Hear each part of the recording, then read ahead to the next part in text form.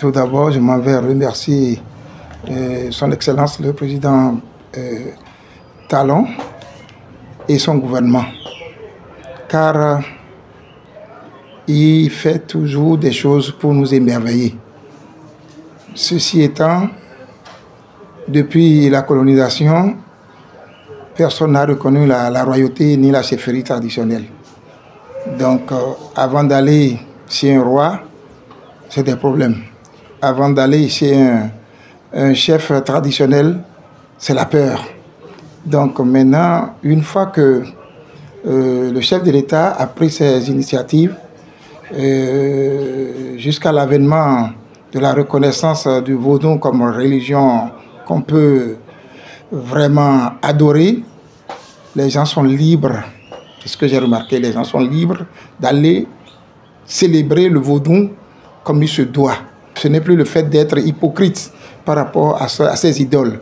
Donc la loi qui vient d'être introduite à l'Assemblée nationale, vraiment ça rehausse la face du Bénin sur le tiers-monde.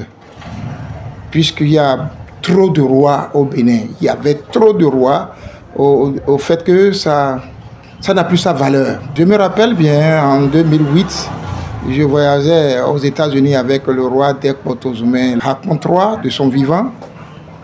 Tout honneur était à lui. Mais après quelques temps, 2 ans après, il n'y a plus cette valeur. Parce qu'on comptait jusqu'à plus de 300 et quelques rois au Bénin. Et il y a eu de lettres circulaires qui sont sorties dans les ambassades partout pour spécifier de ne pas reconnaître ces rois. Et quand tu dois faire ton passeport et carte d'identité, c'est à tête nue. Donc, alors avant, c'était avec ton chapeau royal que tu allais prendre le passeport, photo de passeport pour faire tout. Mais pourquoi ça a été ainsi? Parce que les Européens et puis les Américains ne savent plus qui est qui parmi les rois. Un vaudounon va se nommer roi. Un bocon, on se lève, il se dit il est roi. Un marchand simple qui est initié se lève, il se dit qu'il est roi. Alors, ce n'est pas la même chose. Il y a le roi qui est dans la royauté, il y a la chefferie traditionnelle, et puis il y a les vaudounos. Donc, ça, c'est comme dans l'armée, ça a de catégorie par catégorie. Maintenant, les gens ont fait de catégories confondues. Et tout cela était dû à ce qu'on appelle politique de royauté. Là où il n'y avait pas de royauté, on crée des royaumes.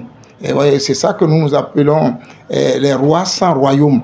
Ce n'est pas bien pour nos descendants, ce n'est pas bien pour nos jeunes générations, car nous avons appris depuis le C1 de l'histoire de Dahomey. On sait combien de royaumes il y avait. Mais aujourd'hui, maintenant, il y a des royaumes qui n'existaient même pas, qui sont créés. Par qui? On ne le sait pas. Si la personne est producteur, chef de collectivité, il se dit qu'il est roi. Ce n'est pas la même chose. Moi qui suis ici, je ne suis pas roi, je suis chef spirituel. Je suis garant de la culture. Ça ne veut pas dire, je vais me dire, bon, je suis roi. Jamais, je ne pourrai jamais le dire. Jamais. Parce qu'il y a les dynasties qui ont leur trône, qui doivent être venus de la base. Qu'est-ce qui est la base? Quand on parle de la dynastie, il y a des collectivités qui se sont réunies pour choisir par le phare le roi. Et le roi, là, aura pour trône qui a déjà fait plus de 300 à 400 ans. Mais aujourd'hui, on crée des trônes qui font déjà 3 ans ou 5 ans. Non, ça ne se fait pas. Voilà, la raison pour laquelle nous nous réjouissons beaucoup de la décision de l'État. Ça nous fait beaucoup plaisir. On va savoir dans le pays qui est qui et qui fait quoi, qui peut faire quoi en matière de royauté. Nous tous, nous allons être sereins. Nous n'allons pas être dans la mélancolie, puisqu'il y a d'autres qui ont été recalés. Eux-mêmes, nous-mêmes, nous savions, nous connaissons déjà les origines. On ne pourra pas tout savoir, nous sommes des enfants, on ne peut pas dire qu'on y est parce que nous avons encore des gens qui sont nos dévanciers. Ils savent quel royaume existe, quel royaume existait, mais qui n'a pas de trône. Ça veut dire le trône est là, il n'y a pas quelqu'un qui est sur le trône. C'est ce que je voudrais dire. Maintenant, il y a des royaumes qui existent et qu'il y a des rois qui sont sur le trône. Et il y a d'autres, par contre, qui créent des royaumes qui n'existent pas. De ne pas être frustré, d'être direct. Ce qui est à César, à César. Ce qui est à Dieu, à Dieu. Comme ça, dans l'ensemble, nous allons tous travailler. Parce que on ne peut pas quitter le Bénin maintenant pour dire nous allons être roi au Nigeria. Jamais. Tu peux quitter le Bénin pour être roi au Nigeria si tes ancêtres ont leur trône là-bas et c'est votre tour de gouverner. Le Fa va te choisir jusqu'ici pour aller là-bas. C'est mon cas aussi. Mon trône, c'est à Ikpokia et à Agbodo Diego, notre trône des ancêtres. Mais ce trône-là, Agbodo est vide. Le Fa m'a sollicité, mais moi, j'ai dit non, je ne peux pas. Parce que d'abord, je ne parle pas couramment le Yoruba. Si c'est l'anglais, je parle couramment l'anglais. Et je ne sais pas les frontières des terres des gens. Parce que chaque terre a des frontières, ça a des propriétaires. Et avant d'être roi, il faut connaître tout ça là. Connaître toutes sortes de collectivités, de dynasties et des familles. Quand on amène un problème, on appelle le nom de la famille, automatiquement tu sais qui est qui. C'est comme ça. Ainsi donc, on règle les problèmes de terre à l'amiable dans le palais avec les rois. Avant d'être allé vers le roi, on va vers le Mito Akplogan qui essaie de faire les jeux pour que cela se calme. Si la personne n'est pas d'accord, il convoque une réunion vers le roi, le grand roi maintenant, et ils décident, parce qu'ils savent qui est qui. Mais par contre, il y a la justice étatique qui se siège pour ça. Mais ils ne connaissent pas la racine même du commencement, du vrai propriétaire. Nous avons été à une réunion de l'Union africaine qui s'était pensée sur ça, à Abidjan. On a été avec tous les rois, même il y a eu le secrétaire général de la Haute Cour de la Justice ici, qui était de la partie aussi. On était tous là-bas. Mais les rois disaient qu'il y a des jugements qui se font à la base, à l'amiable. Mais par contre, il y a d'autres jugements qui sont là-bas pendant au moins 30 ans, 40 ans. Il y a des Ivoiriens qui ont dit ça aussi. Mais par contre, si les rois veulent juger, au bout de 15 jours, ils règlent.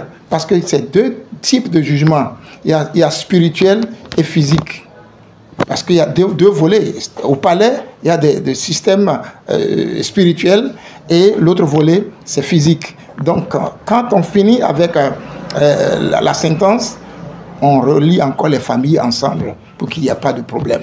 Donc, je pense que c'est une bonne chose et le président a très bien fait et nous sommes prêts à travailler avec lui pour l'accompagner. Ce que je vais ajouter, c'est que si les décisions de l'Union africaine par rapport à la justice africaine, la justice traditionnelle et la justice moderne, si ils peuvent appliquer, car ils ont dit et ils seront là pour former les gens du palais des rois pour la vraie justice à la base.